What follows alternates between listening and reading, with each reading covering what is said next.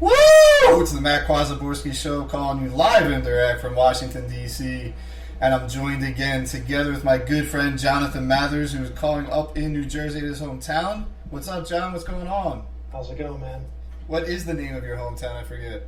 It's Haddon Township. Haddon Township. Okay, so it's kind of a suburb of Philadelphia, just over the other side of the Ben Franklin Bridge. Before we get started, this is the Matt Kwazaborski Show, doing another Eagles wrap-up. Week 2, we're getting a little consistency here. I like that. But here in Washington, can't wait for Friday. It's going to be about 68 degrees. It's still a little warm and muggy here, but the end of summer is definitely near. So before we also get started, I'd like to thank Al Gore for inventing the internet, Spreaker platform for hosting this, and of course all of the loyal listeners around the world who have downloaded, and hopefully we'll get that number up going forward, more of the consistency that we will.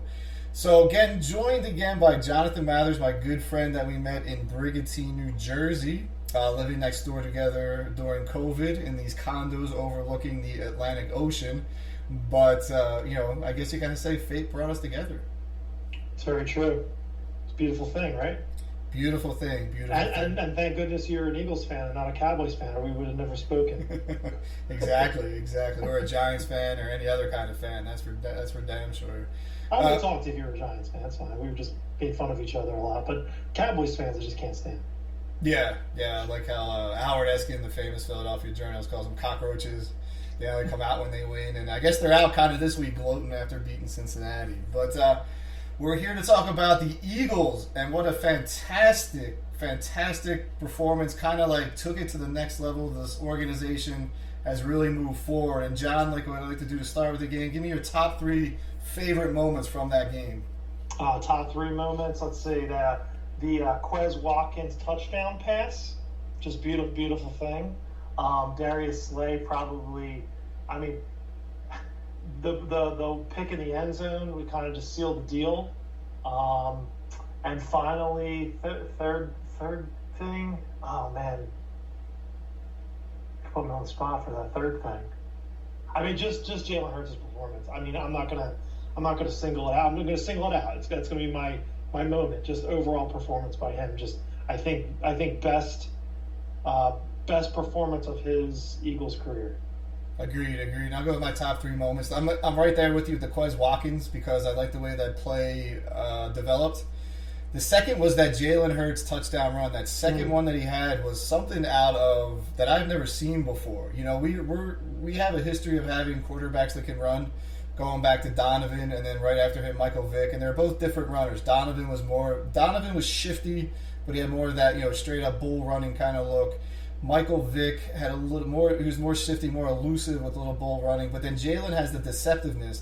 But that strength that he showed, he was stopped. It looked like the 5, kind of facing the other end zone, kind of turned around and leapt forward. And I think that's where you see all those famous squats come into play right there. That moment is number 1 for me. Number 2 for me. Number 3, I'll tell you what, was our punter, Sipos. Tackling with a high level of fundamentalism, the way he tackled the Minnesota guy who blocked. He wasn't the one who blocked the punt, but recovered the punt and kind of saved the touchdown. That was a key moment in the game for me, and I'll go and explain why after you tell me more of your 3, let's say, disappointing or areas where you think they can improve moving forward. Well, it's ironic that you brought up the special teams block kick because that was my disappointing thing. Obviously, that kick being blocked, you never want to see that. We're pretty generally good on special teams, and it's been a while since we've had even a kick block. I think the last few years maybe, but anyway, special teams block was my first one. Those downfield penalties we were getting, I don't know what's up with that. I know that's sort of like under the ref's discretion for those calls, but we talk about holding sort of the same thing on every play in the NFL. And I guess my number 3 on that is probably our defensive line. I think our pressure on the quarterback was there, but I feel like we should have more pressure on the quarterback. But again, I think that when you have a secondary is playing as well as they're playing, it can kind of hide the inefficiencies up front and vice versa. So that's it. Excellent. Thank you for that. The top three disappointments, it kind of ties in with one of my favorite performances, and that was the 7 penalties on the offensive line. Like you mentioned before, those illegal man downfield, which is kind of in the discrepancy of the ref. And those can get worked out. But I think a couple times in the second half, there were some penalties in the offensive line, some holdings that kind of killed the drive. Mm-hmm. And then obviously the block punt by Patrick Peterson, shout out to LSU, and the veterans still playing special teams. That also comes to blocking. And at that point in the game, it was 24-7. It was kind of weird that no one scored in the second half. I didn't realize that until they showed the box score. But with all the crazy things in the NFL, they got the block kick, and that Minnesota player who picked it up, I don't know if you remember who it was, he had a clear shot to the end zone. The first thing you see our kicker, Jake Elliott, sort of dive with his left hand to try to tackle him. Much love for Jake Elliott in the effort, but that could have been a season-ending disaster there. But then our punter, Sipos, who came out of nowhere and just tackles him. And still, while the Vikings had good field possession, that looked like a clear touchdown. And that could have swung the momentum, because that was early in the second half. So I think it was like the first drive the Eagles had. And with the crazy games that the NFL had that weekend, in Baltimore especially, and out in Vegas, that could have been a momentum changer right there. And, the offensive line, that has to get a little bit better. There's not much else to pick on with that. I mean, I will say about the pass rush, it was a lot better than it was in Detroit. They got Kirk Cousins moving around a lot, even if they didn't get to him as much. And then I guess the third thing I would have to say is, that's kind of hard to really say what the third thing was. It was such a spectacular performance, with that. Maybe Brett Covey not really returning a punt, after he fair caught a lot. I mean, that's, if I'm going to nitpick, that would be my third thing. The point of us that you brought up in the beginning there of your third disappointing points, the fact that no one scored in the second half. I'm sorry, the Eagles didn't score in the second half. I think that would be my most difficult thing, or disappointing thing, because you want to kind of keep putting your foot on the gas and kind of like, choke hold and take them out. And I feel like, if you could score a couple more times, either it's a field goal or another touchdown, and still have the defense hold them to 7, that's even more beneficial. But again, a W is a W. 17 points is nothing to cry about. So yeah, I mean, the 24-7 score there, the difference of 17 points, and that was a 2.5 point game coming in, because you had the Eagles coming off a rather holding them by the skin of their teeth against Detroit, and then Minnesota wrecks Green Bay in their home opener up in Minnesota. But it was a dominating performance. And I guess the disappointment that would lie in, and you got to be Philadelphia fans, is that those kind of mistakes that the Eagles made, especially the offensive line that killed drives, that will hurt coming down the season. I do think they get caught up. I'm not upset with the performance of the offensive line. I'm more upset about the penalties. That makes sense. I mean, yeah, you can't have precept penalties. That's obviously kills drives, right? You go from a 1st and 10 to a 1st and 15, so on and so forth. That's a killer. But they were moving the ball efficiently, so when those penalties happened, I mean, it was kind of like they weren't even there just because of the way we were moving the ball.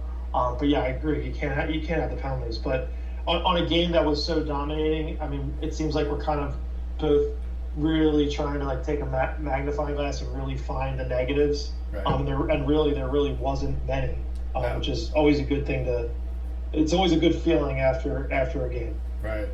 Yeah. Give me your thoughts on Jalen. Give me your thoughts on Jalen's just overall performance in that game. I mean, I guess, for me, it's consistency now. There was a lot of questions in that first game about how many runs he was doing.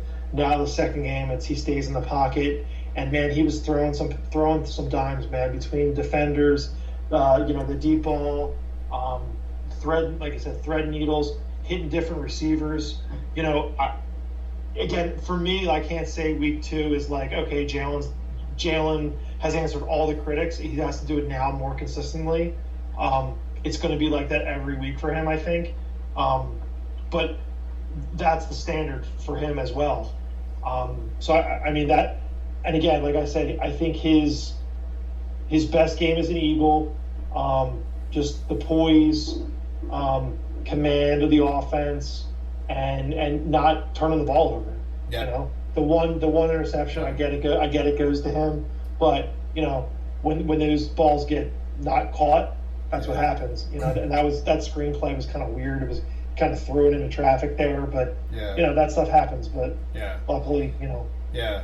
I mean, he coming out like he was zipping the ball, and it seems like to me when it looks like his arm motion is more over the top, like the ball's over his head. You know, when you shoot a basketball, they try to tell you to shoot over your head as much as possible, and it looks like he got that ball up there. But I want to break down that Quez Watkins play, and Troy Aikman broke it down beautifully. About a play or two before that, the sequence was Dallas Goedert kind of ran up on the left side. Him and Watkins were lined up on the left side. Goddard ran about a 15-yard out, and Jalen and three defenders, the safety kind of crashing down in the diagonal, the linebacker went over, and I think the quarterback was coming down.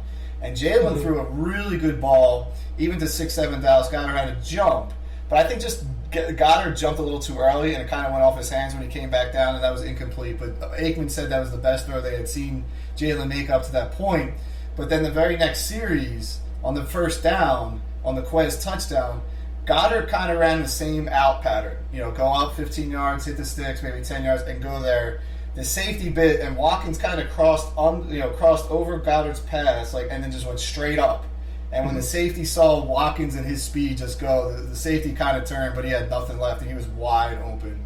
And those kind of play calls, you have to give a bit of credit to Steichen and the offensive designers, and Sirianni as well. Steichen himself, who's taken over the play call, has looked phenomenal in the first 2 weeks. Absolutely, I totally agree. Is that partly maybe because do we have to thank Nick Sirianni for kind of giving off the play calling duties? I don't know, but I mean I agree with you. The play there hasn't been a discrepancy of run versus pass, which I think is very important. And then I think it also helps, like you're saying, drawing up plays, seeing things, adjusting, and being able to take advantage of those things as well, I think are very important. You know, a lot of times, as you know, as a faithful Eagles fan, we get caught in those ruts, you know, where we have the game where it is, you know, we're just throwing, you know, screen passes every third down, or we're doing end arounds that lose 6 yards. A lot of the game, and a lot of the week 1 game as well, as much as the week 2 game on Monday, we were moving the ball in a positive direction. There wasn't a lot of negative plays. There wasn't a lot of, you know, drops that, you know, should have been caught. So I mean, again, all positive stuff. I mean, there wasn't a lot to kind of you know, take away negatively from it, which was, again, it's so refreshing to say. For me, it's just consistency. As pundits of the media start saying this is a Super Bowl team, the one thing about year 2018 was that it was a consistent play week after week after week, and that's what I want to see here in order to keep getting excited. Not that I'm already excited. Yeah, I know you already bought your tickets for the Super Bowl. I understand out in Arizona.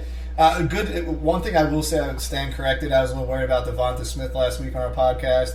You know, they came out, featured him right away, and he looked positive. He looked great. He looked confident. He was making catches. Got caught. And one thing that I said about last week, I don't question his route running ability. And if you remember early on in the game, he got called for offensive pass interference. That was that rub play. But he kind of even didn't rub the guy. I was like, whoa, that's get that one back. Let's show that one to the league. But that's one of those rub routes, man. It's always like a really gray area. Like whether you can sort of touch them or graze them. Like obviously you don't want to throw a pick down like a basketball, but man, any sort of contact, it's really discretion of the refs. And I really think his footwork took the ref out of his game. The ref was like, "This is obviously going to be an," and then all of a sudden Devonta kind of jukes and kind of the guy slips by him, and the ref had already made up his mind before the juke, I think, to throw the flag there. And that just credits how great Devonta Smith's footwork is there. Yeah, there's some weird penalties in the game, but I want to get into that. Overall, let's move to the defensive side of the ball, and one person that was much maligned coming into this game was not one player, but it was the coordinator, Jonathan Gannon. And what were your thoughts about the game plan that he called overall and during the game? Well, I mean, the one thing when you think about this game, you kind of think, Mal, you got to stop Justin Jefferson, right? And holding him to 48 yards receiving. I mean, that's what you want.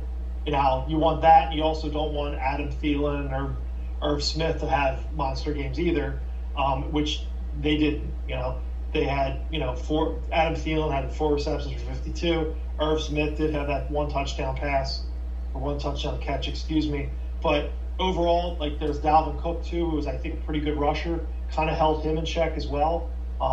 We have a tendency sometimes to, maybe shut down a wide receiver, but let a running back have 150 yards. And I think here, encompassing all of that from the defensive side of the ball, and you hold them to 7 points. I mean, there's not much more you can say.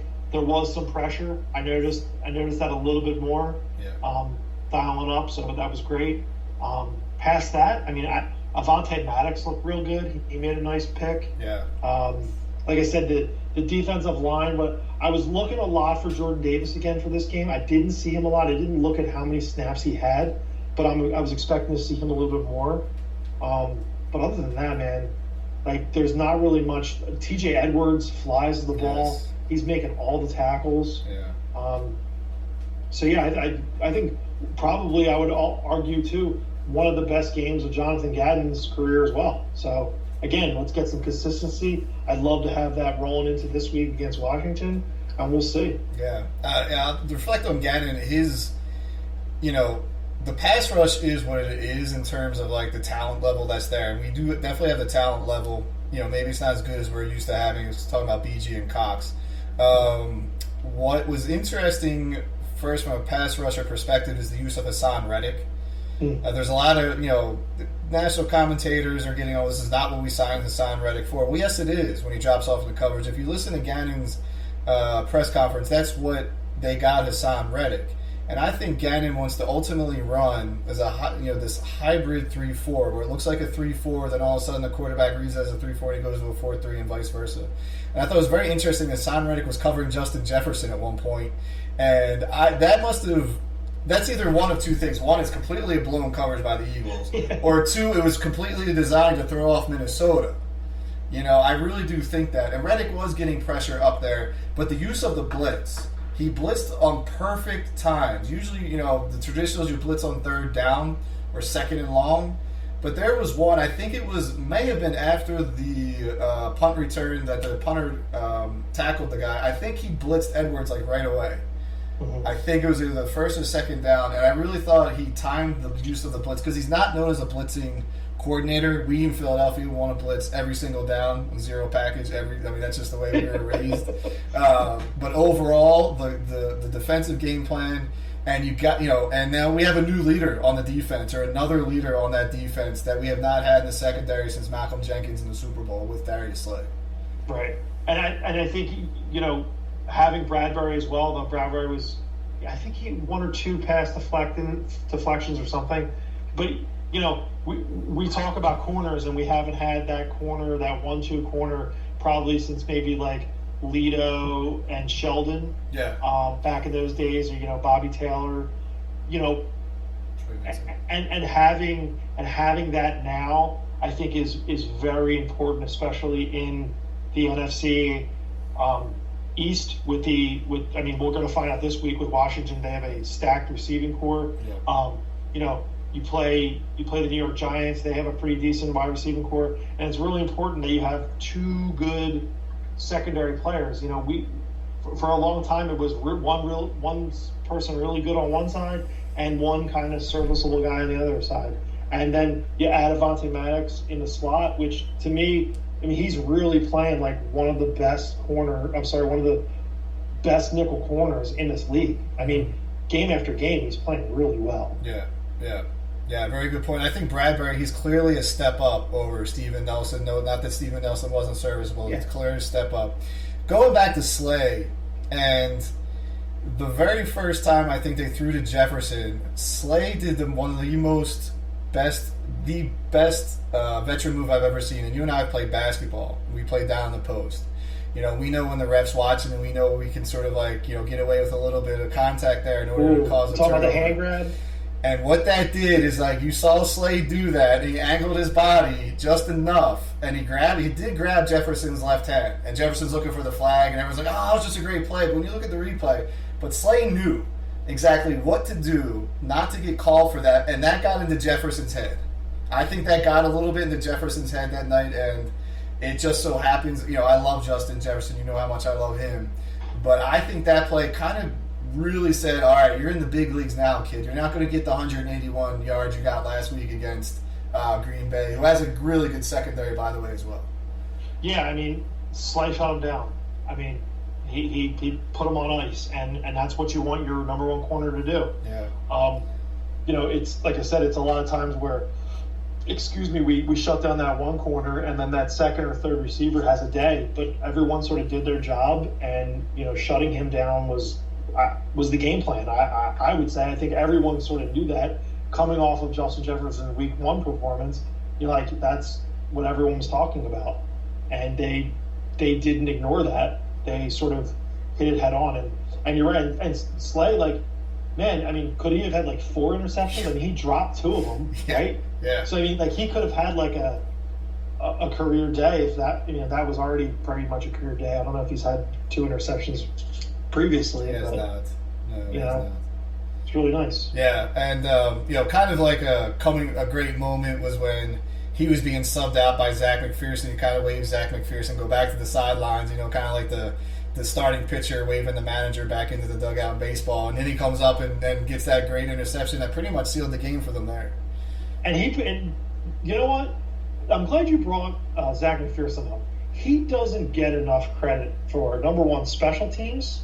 I mean, remember last week with the onside kick return? Yep. Special team tackles.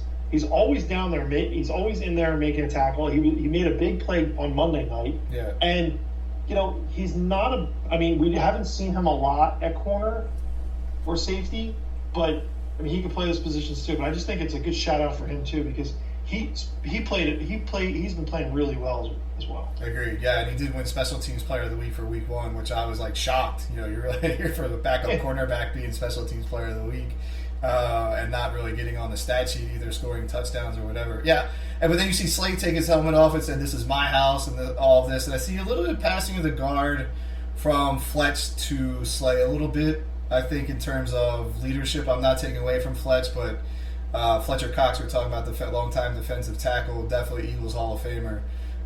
But he's just not been the same version of himself. He only played about 58% of the snaps, and just watching Slade do that, he's become, like I said, the leader of that secondary, the back seven, for sure.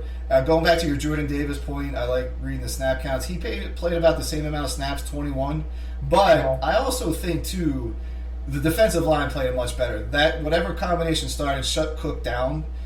They did rotate a lot. Like I said, Fletch only played about 58% of the snaps. I think Hargrave played only about 61. So they were rotating guys in and out. Milton Williams was the primary key backup on the defensive tackle side, which is also great to see, like a McPherson, getting playing time when they really didn't play all that well as rookies. So I also want to talk about, before we go into the next part, to me this was a litmus test going into Monday. You have Minnesota and the Eagles with the, sort of like a lot of exodus of talent going from the NFC, and the quarterbacks that have stayed in the NFC are getting older. What was your thoughts about Minnesota and Kirk Cousins coming out of that game, the Eagles game? I mean, the last time the Eagles faced Minnesota with the Case Keenum era, you kind of thought to yourself, they need a quarterback, so what do? They go out and get Kirk Cousins. Kirk Cousins, is he serviceable? Yeah. Is he as good as like Derek Carr? I don't think so. I think he's like below Derek Carr as far as a quarterback is concerned. But they have good pieces. Like I said, Dalvin Cook, I think Justin Jefferson and Thielen are a pretty good wide receiver duo. And Cousins he's not a gunslinger, but he's also not mobile. So he's a pocket passer. And as we know, if you get to a pocket passer and you can get pressure, he's going to throw picks. Yeah. He's going to get pressured and, get hit, maybe fumble. For me, when I look at the NFC, I'm like, they're probably still a playoff team, but are they a team that I am scared of? No. And that's sort of where I'm at with teams now. Like I look and I kind of future. I kind of get my genie bottle out or my magic ball and kind of think like, what's it look like in January with these teams? And they're definitely a playoff team, but they're young from a head coaching perspective. Yeah. So there's a lot of things to take from that. And other than that, I mean, like I said, I think they're not the worst team in the world, but you know. Oh, no. We played the Lions last week, and everyone was like, "How do you give up, that many points to the Lions?" And then you see what the Lions did last week, and you're like, "Well, hey guys, the Lions are pretty good. The Lions aren't the Lions of 5 years ago. They're playing really good football." Yeah, so, yeah, absolutely. I just look at Kirk Cousins' record. It's 2-10 or something in Monday Night Football, going back to his Washington days, and that's not good. He's not a guy you can count on to win the big games. I think he's won one big game to get on the playoffs back when he was here with Washington, and that starts to creep into the heads. Maybe a little bit of his teammates, himself, the organization. I think he is, like you said, he's not mediocre. He's above mediocre, but he's not great. So you start winning those games there. And speaking of the Lions, which will lead us into the next topic of point of conversation, is that team brings it, man. Every single play, and that's what we talked about last week on the podcast, was like, man, every play it felt like they were in the backfield. The Eagles back with the offensive line on defense. On offense, they just kept chipping away, and they would get those big runs there. But they did the same thing to the Washington, what are they called now, John? Commanders. The Commanders, yes. The Commanders. And leading up into this week as they handled the Carson Wentz's Washington Commanders. They did win. Huge week here in Washington. Being here, it's kind of exciting, considering that the Eagles are facing Carson Wentz. I listened to one Eagles group that travels. They have at least 1,200 coming down for the game. For the one that I heard, that's not all. That's not all of the Eagles traveling groups. Now we've had multiple conversations about Carson Wentz back in 2020. What is sort of are you looking for blood on Sunday? You're saying just I'm kind of past that now. What is sort of your mood with Carson Wentz? I mean, I think we can kind of agree that Carson's going to be Carson, right? And when I say that, he's going to do some dumb stuff, and we just have to take advantage of the dumb stuff. You can't be blind to the fact that he's probably looking for a little bit of revenge too. So you got to keep your head on a swivel. But since he's left, he hasn't really been that great. I think he's been serviceable, like when we say things like Kirk Cousins is serviceable, right? Also, Kirk Cousins is also making $45 million a year, so you kind of look at that and you're like, yeesh. I'm not out for blood, but, the game, it's funny you should mention, like, revenge, because Monday night, I was talking and I'm thinking to myself, man, wouldn't a 15-yard penalty for someone on special teams just to hit Jalen Reagor when he kind of just did like this would have been worth the 15-yard penalty? Yeah, listen, I got nothing against Jalen Reagor, but wouldn't that have just made the stadium go nuts? Like, absolutely nuts. But on to Carson Wentz. Now, listen, thank you very much for what you did for us for those 2 or 3 years that you were here, but you're not an Eagle anymore. You kind of peed your pants a little bit and took your ball and went home. So, congratulations. You got your money. That's for sure. And you're on to greener pastures for yourself and your family. And Godspeed.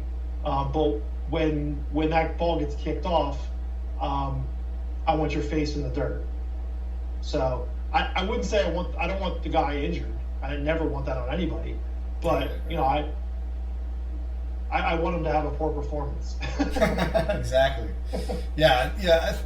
I don't know. I look at it as watching him with Washington in 2 games so far. He looks a lot better, but it looks like there's no pressure on him, and I think that also speaks something to the way he's playing. Mm-hmm. He's a guy who I felt like he went to Indy with all the expectations last year. He was going to be the franchise quarterback at Indy.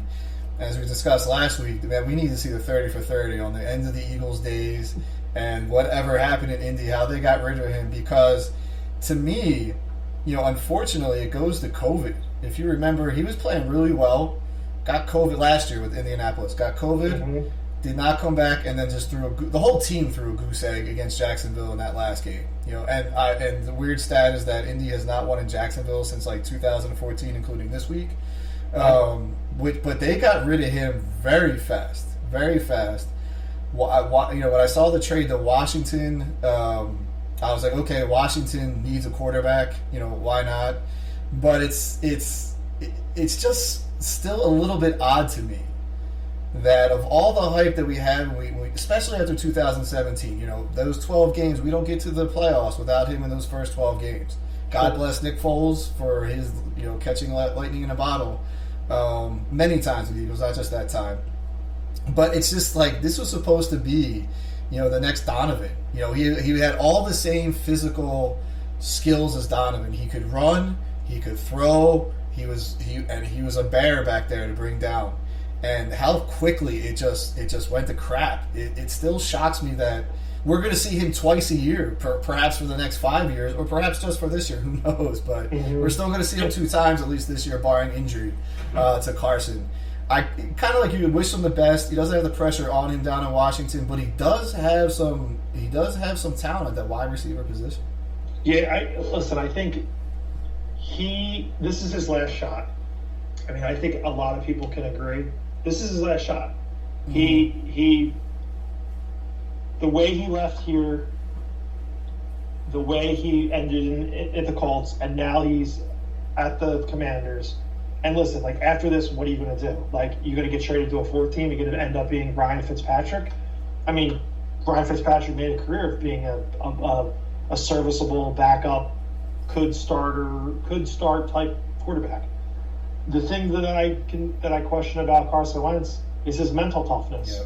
Yep. That to me is like when you brought up Donovan McNabb, I think to myself, well, Donovan McNabb is the same guy that played on a broken leg. Right. And some would argue, well, yeah, Carson Wentz threw a pass after he tore an ACL. Like, I get that. But after Donovan broke his leg, he still was a very good quarterback. I know he doesn't get a lot of praise for that, but the facts are and the stats are that he was. I don't know what more Carson Wentz can do. And to what you just said about the Commanders and their wide receiving core, he's got a lot of weapons. So, I mean, he's thrown, I think, with 700 yards passing in the last 2 games, something like that, which is tremendous. It's a great stat. I don't think we're going to be seeing him for the next 5 years, just because I think that this is a placeholder until either Dan Snyder sells the team or they get a new stadium or there's the next quarterback that comes out that they're going to have a chance to grab. So I won't see that. I don't think of that as a long-term thing. But again, I like to beat him twice. And I think when he comes here later in the season, he's in for a lot of boos. Yes. Yeah, that's going to be that could be on JD Drew kind of level. Wear your helmet into the tunnel. Yeah, exactly. Exactly. Playing that national anthem. But I think Washington, their offensive line's lost a lot of key pieces. And I watched him scramble. He's been under pressure a lot in the first 2 games, especially when we talked about how relentless the Detroit pass rush was. But he just can't. He doesn't have that breakaway speed anymore. He can't escape like he did when he was with us. That could be the knee, obviously the knee and the back issues, and just getting older as well. And he's got to learn how to play with that. He still has that gunslinger, but he has thrown some really nice balls. Dropping them, especially against Jacksonville. There's a couple deep throws that Eagles got to be prepared. They can't fall asleep on those type of plays as long as the pass rush gets there. Defensively, going to Washington, they're not as stout as I thought they would be. They just seem to draft a defensive line, and I don't think Chase Young's playing yet. And I don't know what's going on there. There's some controversy down here about where he was in the offseason or who he's been rehabbing with. But you have Ron Rivera, who does have obviously defensive pedigree. So it will be, but they're going to come out and want to play against the Eagles. The Eagles do have the short week, playing on Monday night, going into Sunday 1 o'clock game. That's about the shortest as you can make it unless you play Monday night to Thursday, which I don't think is technically allowed. But yeah, I think it's going to be another important win for the Eagles this weekend because it's their first divisional game. And you always, if anything, you want to win the divisional games more than anything else. The out-of-conference games, lose those. Divisional conference games, want to win them, but divisional games you want to win. And the Eagles could really set the tone for the division, considering the rest of the division, in my mind, is playing very mediocre football compared to the Eagles. I mean, that's fair. I mean, Giants 2-0, Washington 2-0, right? I'm sorry, 1-1. We're 2-0. I think going into the season, I still think the Giants are better than what people think they are. I just think Brian Dable's really good coach. I think the Cowboys are going to cowboy as they do. Hey, kudos to Cooper Rush for what he did. I mean, it would have been nice to get 2 losses there early on the Cowboys, but I'm not really concerned about them as much. But yeah, I think when you look at what Washington has from a talent standpoint, you could argue that they might have a better roster than the Giants, or maybe not the Dallas, but maybe the Giants. And, compared to Dak and compared to Daniel Jones, is Carson Wentz better than both of them? You could argue that he is. It's just knowing how he plays and how he tends to do kind of some questionable things or tries to force something. Because that's his game, and you just have to be aware of that. I think going down to Washington and winning another game on the road is big for us, and I just hope that the emotions are kind of held in check, because this could be one of those trap games. Yes, we always have once or 1 or 2, 3 a year, where it's like, Tennessee Titans, like 3 years ago, you're like, how did we lose that game? That was we were winning. How did we lose? And we just don't want that to happen. Yeah, exactly. The Eagles have really certified themselves as a not only NFC East favorite. A lot of people are talking about maybe in the NFC overall. When you look around these games this week, it was some ugly football still being played in week 2, and we discussed that with the lack of one less preseason game. Mm-hmm. But where do you think, looking at the game, you saw Green Bay, beat a very bad Chicago team, kind of rebounded, got their home opener. They got Alan Lazard back. But now you have the Rams, who they still look they let Atlanta back into that game. Mm-hmm. Tampa, New Orleans, I'm not the Saints where I used to live, I'm not really as high on them as most people, and Winston did not look good. But Tampa struggled to score. However, Tom Brady is Tom Brady, and I think the Bucs are going to be smash mouth defensive football and let Brady manage the game, and we've seen that year after year up in New England. Yeah, I agree. You can't, when Tom Brady's on the field, when is his team not number 1 or ranked number 1? I agree. Their defense is playing really well, and Tom's Tom, right? He's the GOAT. I think the Cardinals are still a team that you have to keep your eye on. I think that Kyler Murray has a lot to prove, and I think he's going to try to prove a lot of people wrong. I still think he's good. I know people kind of like shrug at like Cliff Kingsbury and so on and so forth, but I think that's a good team, and I think people probably laugh too, but the 49ers, I think that with Trey Lance going down and a lot of the preseason hype around Trey Lance and the video that kind of came out last week with him at the club after a loss, and now Jimmy Garoppolo is the guy again. They're kind of like thanking the good Lord that they still have him, because they're basically playing last year, right? Yeah. It's just that they didn't they lost a few guys, because the coach of Miami went down to Miami, excuse me. So he took a few guys, but and I think the Rams as well is you got to have respect for them just based on the fact that they're the Super Bowl champions. Those are the 3 teams that I kind of look at. They kind of like, okay, that's the benchmark. Packers. Yeah, Packers in that conversation too, because it's Aaron Rodgers. But again, who is he throwing to? And the Bears, like you said, they stink, but we'll see. I don't know. Yeah, A lot of questions. Yeah, everything's wide open, I think. Yeah. I think the exodus of talent does weaken Green Bay when they lose Devontae Adams. Allen Lazard is, he will play. He had a touchdown pass. He looked pretty good coming back off an ankle injury. They still have Randall Cobb. They still have 2 good tight ends, and they got pretty good 1-2 running back punch up there as well. And they do have a solid defense. They'll work that out up there in Green Bay. I still think they're division favorites. And I think you have another litmus test for the Vikings. They play in Detroit. They play Detroit at home, and Detroit will be playing their 3rd game in a dome, which I think favors Detroit in that way. Jimmy G comes back. I think, he is their general, the 49ers. And their defenses plays, they also get at it, and they knock you back, and their defensive line will take over a game, as we saw in the playoffs last year. The Bucs, the rest of that division in the South, unless Winston needs to get consistency and just get more playing time, he's got a lot of rust. They also have to get Alvin Kamara back because he's key to that offense, and he was out on Sunday. But the Eagles, the youth, the depth at all the positions, they have an advantage in so many ways. The A.J. Brown trade is coming off to really hurt Tennessee. Reports came out before Sunday that Mike Vrabel, who I like a lot as a coach, did not want to trade A.J. Brown, and the owner's GM kind of was like, you know what, we're doing it anyway. That could be a cap casualty because they knew they signed A.J. They have Derrick Henry, who looks like he might be done, and Ryan Tannehill. He's Ryan Tannehill. With A.J. Brown and Derrick Henry running well, he's a great. He's a pretty solid quarterback. But without them, he's going back to that even below Kirk Cousins level in a way. But I think the Eagles' depth really is. They got a lot of momentum.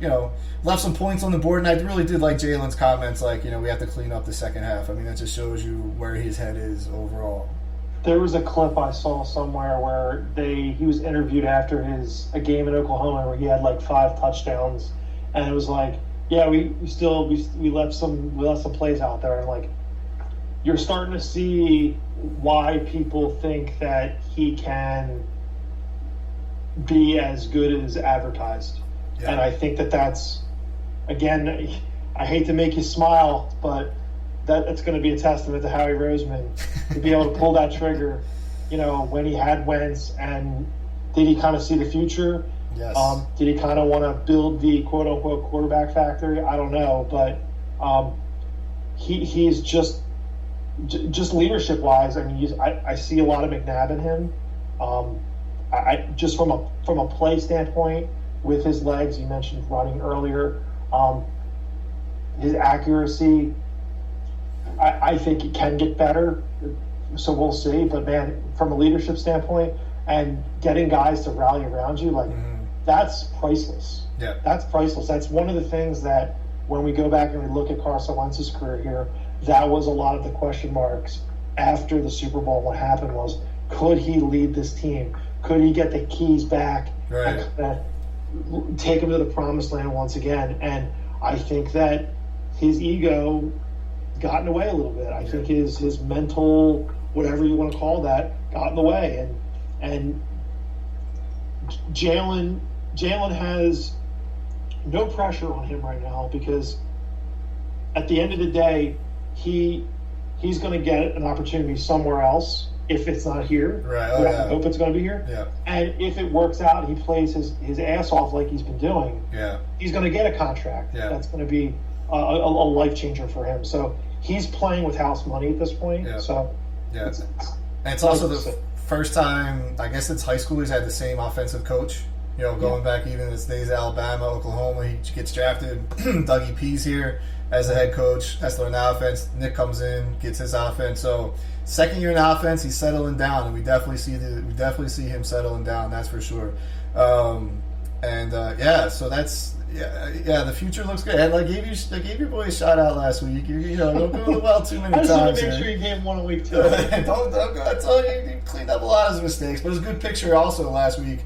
Him and Jalen Rager met at midfield before the game, and there was a blurry picture. I thought that was really classy with both of them. And I'll give a little respect to Jalen Reagor for that as well. Moving over to the AFC is the Matt Kwazaborski show, about 45 minutes into it with the great Jonathan Mathers. It's what matters, right, John? All that matters on Instagram if you want to find me. It's all that matters. There it is. It's what matters on Twitter. Follow him, hit him up. Great sports insight. What'd you think about some of the Sunday games, the Sunday games in general? Any ones that stuck out in your mind? Did you take the over in the Miami Ravens game? Man, I mean that was a barn burner, right? I mean that game was kind of like, man, watching two high-powered offenses kind of go at it, like, oof, man. Or is it two low-powered defenses? I wasn't really sure. Just the amount of points they gave up. But no, I mean, like, the Dolphins in their division 2-0, like, man, when's the last time that they were the talk of the AFC East? Yeah. You know what I mean? Yeah. I mean, the Chiefs are the Chiefs. I think it's Patrick Mahomes' time to do what he does. I mean, he does great stuff. I'm not on the hype train with him anymore. I'm just not. And past that, I mean, the Bill. Obviously, my pick would be the Bills. They could just take the next 15 weeks off and just kind of wait for their first round playoff game, because that's what's going to happen. Yeah. Barring any injuries, knock on wood, for those guys. But I mean, they're the cream of the crop. They're the absolute cream of the crop. Cincinnati's got that Super Bowl hangover. Yeah, I'm going to talk about it. Yeah. Yeah, no, I mean, that Miami-Baltimore game, I mean, I'm watching that game, and you're like, oh, Tua Tagovailoa. You know, everyone's questioning him, much like he may have more scrutiny than Jalen Hurts. I feel like sometimes from a national perspective anyway. I think ours is more local about Jalen. And if he's the guy, and Baltimore goes in, Lamar, they're rolling up the score on Miami, and they just battle back. And then all of a sudden, Mike McDaniel was just like, just put it up in the air. Let's get our playmakers the ball. And they got it to Jalen Waddle early. I never knew how fast he was. I thought he was more of a possession guy with speed, but man, he can fly. And then in the second half, go after the guy that we traded for. Chuck it up to Tyreek Hill. He was blowing past guys. And then Chase Edmonds had a really nice key run there, and he's fast, coming over from the Cardinals over in the offseason. I mean, they made a lot of moves. They're kind of going all in Miami, and they're going to be fun to watch. Even without Tua back there, I forget who the backup is, but they have an offense that's geared to win and win now. The Baltimore Ravens, I'm calling it now. This is John Harbaugh's last year. No matter what, I called it last year. I think he's got that Andy Reid kind of been here a little too long. There's a lot of questions about Lamar, and Baltimore is a city, much like Philadelphia, where we would rather win games 13-6 with our defense dominating, and Baltimore has lost that dominating defense just to give up at home that many points. And it reminded me last year, which will segue into Cincinnati. This was Miami's kind of coming out party a little bit. It's a little too early, but Joe Burrow went into Baltimore last year and thrashed them 41-15. In Baltimore, and that was their coming out party. So can Miami roll, early season game, roll that momentum? Buffalo Bills they slaughtered the Titans, and that's why I want to talk about a couple disappointing teams. Joe, I was thinking about this the other day. All right, Cincinnati could not protect Joe Burrow last year, and he was sacked a tremendous amount of times, but still led them to the Super Bowl. And the Steelers sacked him 6 times. Dallas was all over. Michael Parsons made L. Collins, the former Cowboy LSU guy, look like a backup. You and I could have blocked better than that. Well, maybe not. It's Michael Parsons, but they sacked Burrow, I think, 6 times. He's been sacked 13 times in 2 games. They revamped that offensive line. 3 out of 5 guys, and they had some. You got L. Collins comes over from Dallas, playoff experience. They had a Tampa Bay guy, Alex Mara or Carr. I'm sorry, I remember pronouncing his name at the guard. He's a Super Bowl champion, and I believe they drafted someone else or signed someone. But those next gen stats they talk about, 4 out of the 6 sacks were Burrow's fault. That's concerning to me. Mm-hmm. That's concerning to me in the sense of they have playmakers. I mean, Chase, Higgins, Boyd. They got a running back. They got a decent tight end. Is Burrow getting to that, worrying about getting hit and then getting hurt again? Because remember, he tore up his ACL the year before last.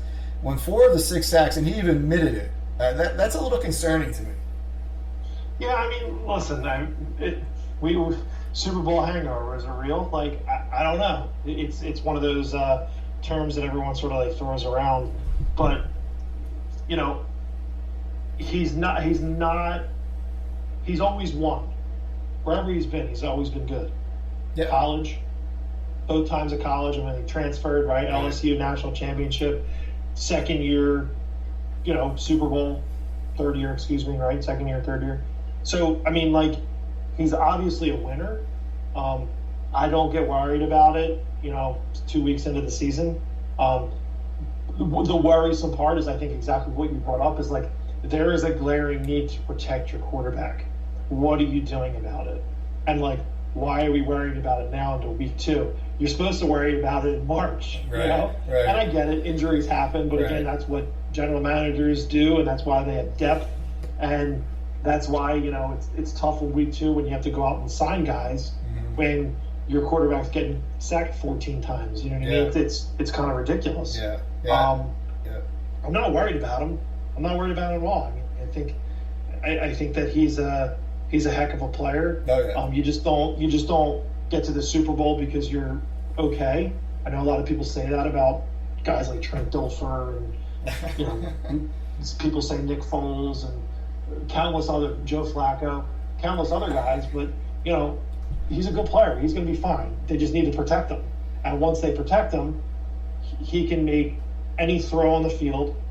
And Jamar Chase, like you said, arguably probably maybe the second best wide receiver in the game, top 3, top 5, right? Yeah. So what more can you ask for? It's just protect your quarterback. We always talk about this, you and I. It starts on the lines, offensively and defensive lines. Right. So.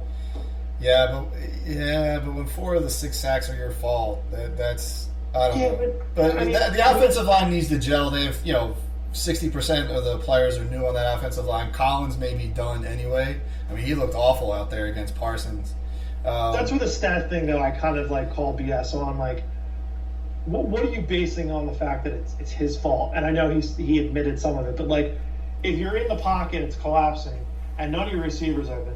Are you supposed to just wing it and just hope that someone catches it? You throw it out of bounds. You throw it out of bounds, or you kind of move a little bit to get that. You read that. You read that. All right, I know, so I'm outside so you don't get called for intentional grounding.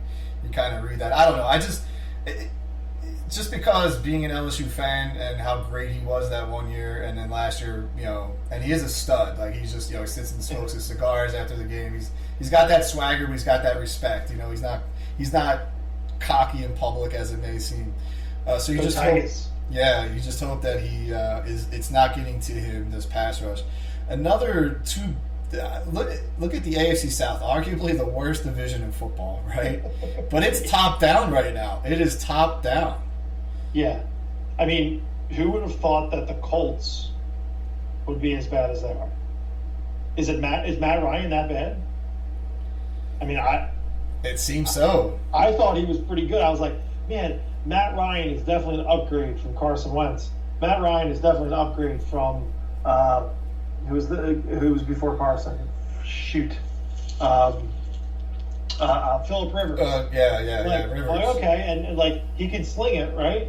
But again, like, I mean, I think the Colts' biggest problem is their offensive playmakers. Other than Jonathan Taylor and Michael Pittman, it was like there's a steep drop. You know what I mean? Yeah. This isn't like Marvin Harrison and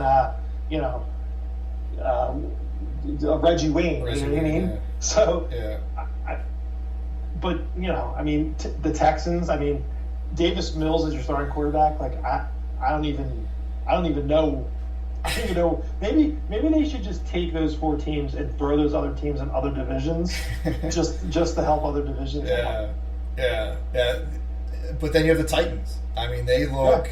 They lost to the Giants opening day at home. That's a game you have to have because you're on the road against Buffalo. And did they look past the Giants? I don't know. Who could say opening day is always a wild card? But Buffalo throttled that team. Oh, yeah. And Tennessee again, like Baltimore, were supposed to be known for their defense, run heavy. But Josh Allen, they looked like oh my god, they looked like almost like if Tennessee was playing like a college team out there. I think that the one coach you said Harbaugh. I think Vrabel would be the next one. Over Frank Reich? Ah, Did you come pull out Frank Reich last week? I mean, yeah, Frank Reich's a good one too. There's something about the Derrick Henry being cooked thing. You talking about the AJ Brown thing. He didn't want to do it. The fact that they drafted Malik Willis. It's like, and now you give that quarterback $100 million. He's got an out, and you're kind of like, okay, well, I have this quarterback that's super mobile. Let me change it up and get a coach in here that wants to coach that, because I mean they do have talent, but Vrabel's a super defensive guy. You know what I mean? So yeah. I don't. We'll see how it plays out. Tennessee could bounce back. I think Vrabel is the kind of guy that could get that ship in order. But I think you're right with the Colts going back to their talent on offense. Outside of Pittman and Taylor, they have Hines as a running back, but he's sort of like, he's the good Robin to Taylor's Batman. He can't be Batman. But I don't even know who their tight end is, things like that. But they're supposed to be known for their defense. And give it up to Dougie P's Jaguars, man. They look energized, enthused, like organized compared to the debacle of Urban Meyer and our Super Bowl champion Dougie P. I mean, what can you say? You love Dougie P, right? His whole thing would be getting his quarterback, right? Can he work with the number one overall pick and sort of get him back to being the player that everyone thinks he can be? When you coach and be hired by a bad team, generally speaking, your quarterback isn't very good. In this aspect, I think that the Urban Meyer hire and having Trevor Lawrence, who was the undisputed number one pick in that draft, right, it's sort of a recipe for a disaster. So can Dougie P sort of like you're saying, he's got him energized? Can he get him going? And he's the perfect guy for that job. I think earlier on when Dougie P was, enjoying Mai Tais on the beach last year, I was like, this Urban Meyer thing's like, this would be perfect for Dougie P. I'm like, book it. I mean, this is perfect for him. Yeah. He already lives down in Florida. Like, what's the difference? So I have a soft spot for Dougie P. So I'm kind of a closet Jaguars fan until they play the Eagles, and then in week 4, then I won't blow it. Yeah, in week 4. Who would have think? Like I said in 2000, I said this last week, that at the end of the Super Bowl, who would have thought week 1 in the NFL 2022 would have Doug Peterson and Carson Wentz facing each other on opposite sidelines? And who would think that the Eagles would then face Carson Wentz in week 3 and then Dougie P in week 4 when the Jaguars come to town? I think that's going to be a fun week to be in Philly, because there's so much love for Dougie P, and we can talk more about him next week when we do the podcast after we see the Commanders game. Real short, what's your sort of prediction for the Eagles-Commanders going into week 3? Well, 7-point favorite, by the way, the Eagles are. 7-point favorites. Wow. On the road. This is one of those games that scares me, man. I'm not gonna lie. It's one of those. It's one of those scary ones. It's like, this team's 2-0. All right, we're gonna just go in there and whatever. But if I was betting with your money, I'd take the Eagles easily by a touchdown or a field goal. But I think we may split with them this year, just because I think that you're going to have one team in the division where you're going to have a hard time with. Yeah. And I think it's going to be them. It may be the Cowboys if Dak gets back. We might take the first one for the Cowboys, and the second one we might get pounced on a little bit. But no, I take the Eagles here handedly. But when he comes to Philly, it's going to be another dogfight. Yeah. Absolutely. It's Matt Kwazaborski Show calling you live and direct from Washington, D.C. We're going to wrap up a little bit here, but I want to get your thoughts. 1 month from, I think, Tuesday, I read that the Sixers in Boston open up the NBA season. I think they're the very first game, and training camp is a week away. We touched on the Sixers last week. You follow more than I do. So what are some of the things that you're looking for going into this year, given the offseason moves, the offseason non-moves, etc.? I mean, I don't know if we talked the last episode about the Montrezl Harrell move. I think that's good depth at a position that, when Joel Embiid is not healthy, we're going to need people. We're going to need guys. I had a discussion with a neighbor the other day about the biggest thing for me with the Sixers this year is Joel Embiid being healthy. I echoed the Carson Wentz conversation that I always have. The best ability is availability. And Joel Embiid is constantly hurt. In order for the Sixers team to be good this year, next year, and throughout, is a healthy Joel Embiid, and that's in the playoffs. That's not, I'd let the guy sit the entire regular season if I knew I could get him healthy in the postseason. We know that it doesn't work in basketball because you have to get game ready. On top of that, I want James Harden to come in maybe, hopefully, the best shape of his life, and maybe have echoes towards his younger self. As far as that, you want to see a jump from Tyrese Maxey. I think the bench pieces, they're not getting a lot of love because I don't think a lot of people know who Daniel House is, and a couple of the other guys that I'm not even remembering on top of my head. I think they're going to be, and I think they're going to be great. Not great. I think they're going to be serviceable bench pieces, and I also think that Doc Rivers gets so much hate in the city of Philadelphia. Everyone hates Doc Rivers that it's just prime for Doc Rivers to be good. I think Doc Rivers is a great coach. People go, John, how is Doc Rivers a great coach? He only won one NBA championship. I'm like, okay, well, Larry Brown was a really good coach too. He won one championship. Rudy Tomjanovich is a really good coach. He won one championship. Actually, he won more than one championship. Two with the Rockets. But, he's better than Brett Brown. Let's put it that way. He's better than Brett Brown. So that's what I'm looking for. I know it's probably a lot of the same regurgitation I said the last time. That's but fine. having a full off season and bringing those core guys back, not getting a James Harden after the All-Star break, I think is very important as well. Builds that chemistry, that camaraderie, so on and so forth. Yeah, you brought up some of the offseason. PJ Tucker, he tormented us in the playoffs with the Heat. Brings that veteran presence, even though he's 37 years old. He brings some toughness. Montrezl Harrell comes in, kind of picked him up not too long ago. He was still out there. They traded for DeAnthony Melton from the Grizzlies with a lot of people. And there's a first-round draft pick. I don't know much. Like I said, I don't know much about these guys. Daniel House Jr. coming over for Houston. I don't know much about these guys. But go back to another comment you made. How confident are you that what we saw at the outside of the first 5 games with the Sixers, that you're going to see a James Harden, kind of get back to form? Was it just his hamstring? Because it's tough. I mean, a hamstring, you can't. It's a really hard injury to have when you're constantly running. Or was he just kind of shocked? Because and also too with the hamstring, he didn't get a lot of lift under his jump shot. A lot of his jump shots are very flat. You need to be able to elevate off of that. So how confident are you? I wouldn't say my confidence is at an all-time high with him based on his age. However, I do think that, in the last 2 years when he sort of was trying to get his way out of Houston, and he showed up supposedly super overweight, and then his conditioning in the Nets wasn't that great. I think he's bought into the Sixers. And I think that signing a contract here for 2 years with an opt out or an opt in, shows that he's committed. With the $15 million, taking $15 million less, by the way. Yeah, and I think that listen, if you're all about the money, you go to Utah and you take all the money. You know what I mean, and you just collect it. You don't really care. I think that he's embraced Philly.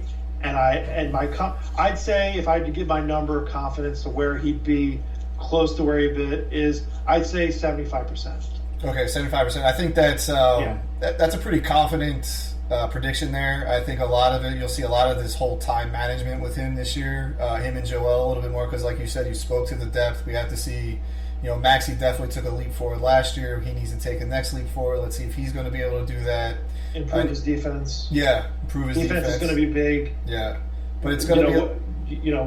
What does Thibault do from a defensive perspective? Does he take a jump, or is he kind of going to stay in the same sort of, average position that he's been in.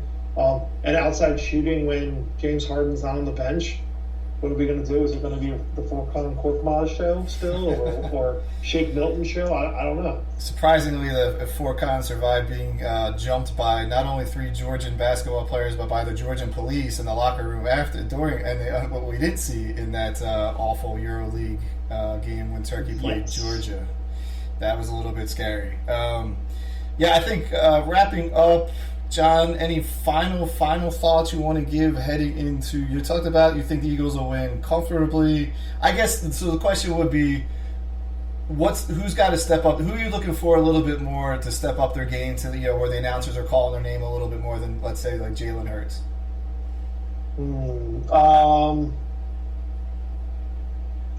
Little Dallas Goedert. A big game from Dallas Goedert.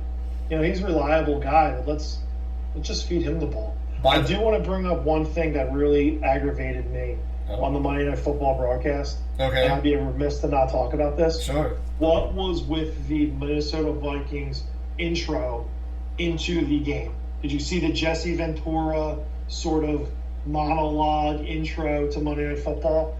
This was the Eagles' home opener.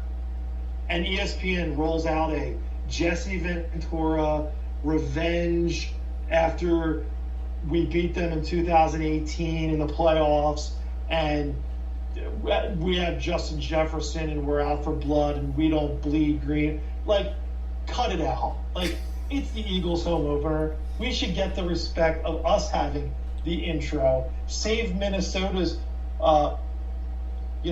creative intro for when they have their home Monday night game, if they even have one. If not, get it off my TV screen. There you go. I knew we would tap into that emotion at least an hour, 7 minutes into it. I did not see it. I was struggling to find the game on Hulu Plus down here. It doesn't matter. John, wonderful to have you back on the show. I'm confident with you with the Eagles. I might run down to the tailgate. I doubt it. It's very hard to get to the stadium here.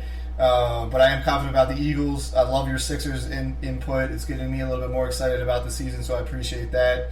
Man, brother, it's always great to see you. Likewise, man. Glad to have me. Yeah, and we'll take it back out to Fly, Eagles Fly one more time.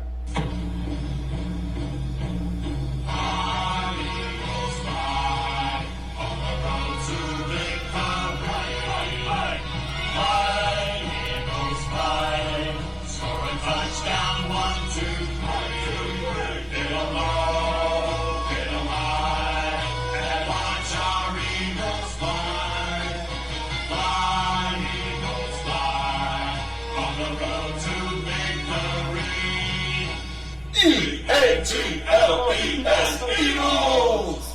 Oh, yeah, it's been the Matt Kwazaborski Show, calling you live and direct here from Washington, D.C. with the great Jonathan It's What Matters up there in Hamilton, New Jersey, which is a suburb just outside of Philadelphia. Thank you all for my loyal listeners. We'll be publishing this in a little bit. Obviously, you don't need to know that because you will be listening to it as a download, so I probably shouldn't have said that. Have a great weekend, everyone, and remember to inspire the inspiration. Do not wait for the inspiration to inspire you. Have a great night.